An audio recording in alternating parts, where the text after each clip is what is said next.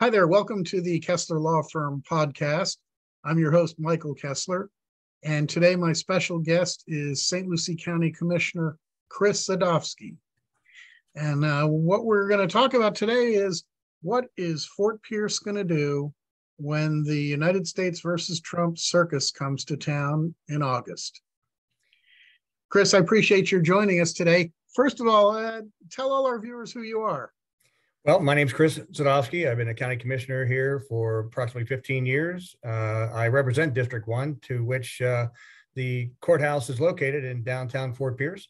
And so I have a direct interest in the benefits and the challenges that may be faced with a high-profile case such as this coming to Fort Pierce. Well, tell us, what do you see as the challenges for local government with a celebrity trial coming to town and staying for 2 or 3 weeks? Well, a couple of things. We need to identify the assets and liabilities that exist within the county. I'll say a liability is probably the low number of hotel rooms that are close by, the infrastructure that is located around the courthouse specifically. We believe that our highway system is adequate to handle the entourage of vehicles and media that may be coming into town. The challenges in the downtown area are limited parking. So our EOC, our Emergency Operations Center, is making itself available to local law enforcement as well as Secret Service, the federal marshals who will be a part of managing the inside of the courthouse. But parking and infrastructure and basically logistics are going to be a primary focus. So, well, let's start with parking. Where are people going to park? Well, certainly we have 400 spaces within the Fort Pierce parking garage. And then there's approximately 150 to 175 across the street from the courthouse. But those are all usually utilized by the local courts in the Circuit 19 system. So, okay, so let me stop you there for a minute. You're talking about two different parking decks or parking garages. The first one is the one connected to City Hall, right? That's correct. And the second one is the one across the street from the state courthouse on 2nd Street. That is correct as well. Okay, well, I know because I'm across the street from the courthouse there that the 2nd Street parking garage is full every day. And most of those spots are actually rented or reserved by courthouse and local government personnel. Yeah, that's correct. Yeah, and so some of the things we're doing currently are doing an inventory of land that is around the courthouse. For instance, across the street is the Florida East Coast Railway system, basically a vacant lot. Right. So that could be utilized as surface parking.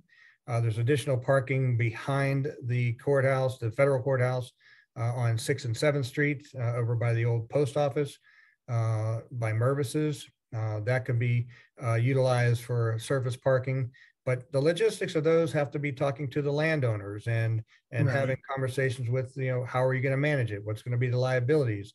So there's a lot of logistics that need to be to unfold here. The other is, the media is probably going to be the largest group from the community that comes to be a part of this. So Right. having available vacant space, building space, there are a few vacant properties along Orange Avenue that might be utilized as basically a place to center their operations. You're talking about temporary office space. Correct. So okay. So a lot of those things are being looked at. Of course, law enforcement is looking at how are we going to move traffic? Are we going to do any kind of detours, or what's going to be the best possible location to set up a perimeter? Right. What is going to be the first responders from the fire department, just being on hand just for people having accidents as opposed to anything more substantial. Right. But being prepared for all those elements is going to be important. And I take it that at some level, somebody is saying, hey, don't forget those of us who live and work here already. We're not closing our businesses for 2 or 3 weeks while the circus comes to town. Well, I will say that we've heard some of the public indicate their points of view. Some have said that they would likely close their businesses for a period of time to see how it goes. The others have said they want to open their doors fully and have that influx of new business that may not have come here otherwise. I know that Mayor Hudson has presented the presentation that says, "Hey, Fort Pierce is a beautiful place. Come take a visit, see what we have to offer. Maybe after the trial is over, you'll come back and be a visitor and or maybe a new resident." So we want to show off the value of what St. Lucie County is and what Fort Pierce is. I can see all of that. And I mean, I hope the mayor is right. On the other hand, we have a very active state courthouse, and lots of us need to be able to get to work to get in and out of that building while the federal trial is going on. Well, you make a good point, and that is the part about where do we look at the assets and liabilities. So the assets are we have parking garages. The liabilities are that we have our general court system that goes in play 5 days a week. And so we have to move our cases in and out just like anybody else in any part of the country. So and then, you know, some of us see that parking is sometimes a challenge downtown even now.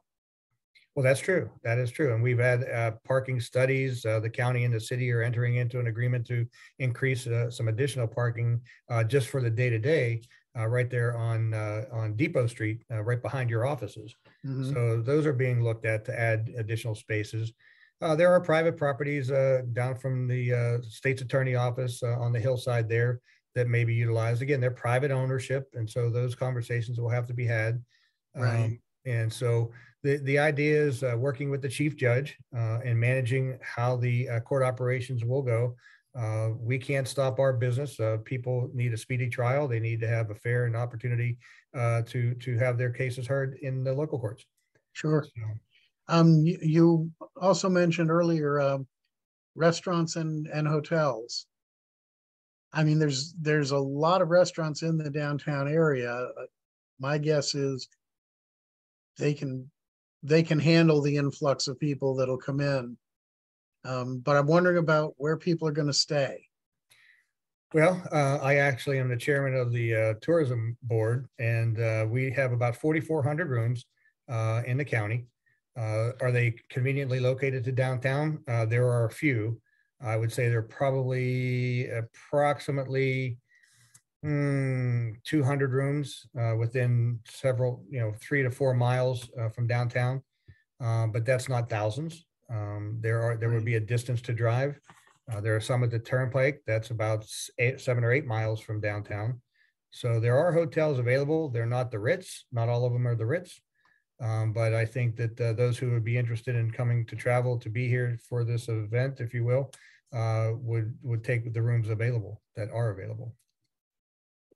As a local elected official, are you excited or worried about this event coming to Fort Pierce? I don't know that I'd be worried, and excitement is probably a little bit too high on the level of of an adjective. For me, it's just simply to say that we do business from the county standpoint, city and county, on a day-to-day basis. We are presented with all kinds of situations. We had the debate last election from the governor's debate with DeSantis and Christ. We handled that just fine. It was a one-day process as opposed to multiple weeks, so that changes that dynamic. The Florida governor has been to Fort Pierce now 3 or 4 times, and we've managed that process. Their lead teams come in and they set up the nuances of how they come and go. And so that's just about coordination within our local governments and law enforcement agencies. And it's just about planning and being able to maybe foresee things that might go wrong and be prepared for any element that may happen. So the trial is scheduled at the moment for the middle of August. Do we have enough time to do what needs to be done to accommodate this show? Well, I'm not sure that that's what they've said today. I thought I understood that they indicated December was going to be the request by the prosecution. to move it to The December. prosecution has filed a motion asking that the trial be delayed until December. But I haven't seen that the judge has ruled on it yet. So for the moment, at least, August the 14th is the go date. Well, I will tell you that law enforcement, first responders will be ready for whatever time frame. If it's August 14th, those discussions started as soon as the conversation unfolded, as that Fort Pierce would likely be the opportunity to hold the trial. So law enforcement and emergency operations center is helping bring those folks together, working with Secret Service and the marshals. All of those folks are talking to each other. Of course, they're not going to tell me or you what their plans are exactly. You will see a public presence, largely probably Fort Pierce PD and the sheriff's office, but there will be a lot of other things that will go unseen and untold, just for the protection of those involved. And that's to be expected. Mm-hmm.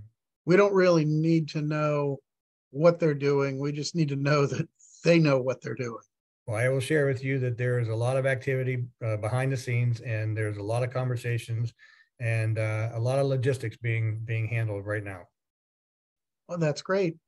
Can I take you in another direction? Sure. What is wrong with the Pittsburgh Pirates, and what are you going to do about it? Well, I think it's the problem here is it's about investing in a major league team. and I'm ready to invest. I have been a struggling fan for a long time, as have you, sir. And I was living in Pittsburgh in the 90s and the early 2000s, and the Bonds, the Barry Bonds and Bonilla crew was my last opportunity to see a World Series. And I don't think we made it back then. I think we got to the playoffs a couple of times, but we never, made the World Series. So I think investing and maintaining an opportunity for the salaries that are required for the highest level of athletes, I don't think the Pirates have been able to accomplish that. We need a new owner that's going to spend money. Well, I have said it that the Pirates have been very good stewards of the farm clubs, bringing people through, making them successful, and then unfortunately selling them off to the highest bidder. So the Pirates have been a very good AAA team for the Yankees and the Red Sox, the Mets and the Cards and everybody else. Yeah. Well, I recall that before I moved to Fort Pierce in the 90s is when they built that stadium. It was approximately $450 million, if I recall, to build the stadium. It's one of the most beautiful stadiums in the country. And the vistas that you see where the rivers fly by, and then you have the buildings in the background, PPG Place and the U.S. Steel Building, coming out of the ground is such a beautiful view. And it's a beautiful, beautiful stadium, but we just haven't been able to put the folks in the seats and helping to supply that funding source. When the Pirates were winning about 8 years ago, the seats were filled. Well, that's it. It takes a winner to bring the people. That makes sense. Pittsburgh fans will come out to support a winner. Absolutely. Well, Chris, I'm sorry for throwing you that curveball, but I appreciate your joining us today. No pun intended. and I hope that you'll join us again in the days to come. Thank you, Michael. I appreciate the time. And I'll see you one of these days for a nice glass of scotch. All right. Sounds good. All right. Thank you, Chris. Thanks for joining us for today's episode of the Kessler Law Firm podcast. Whether you're watching with us on YouTube or listening to it on your favorite podcasting site, please click subscribe or follow. So next time you come back, our latest podcast will be ready and waiting for you. If you'd like to find out more about us, visit our website at www.kesslerlawfirm.com. And now rounding third and heading home, goodbye from Michael Kessler.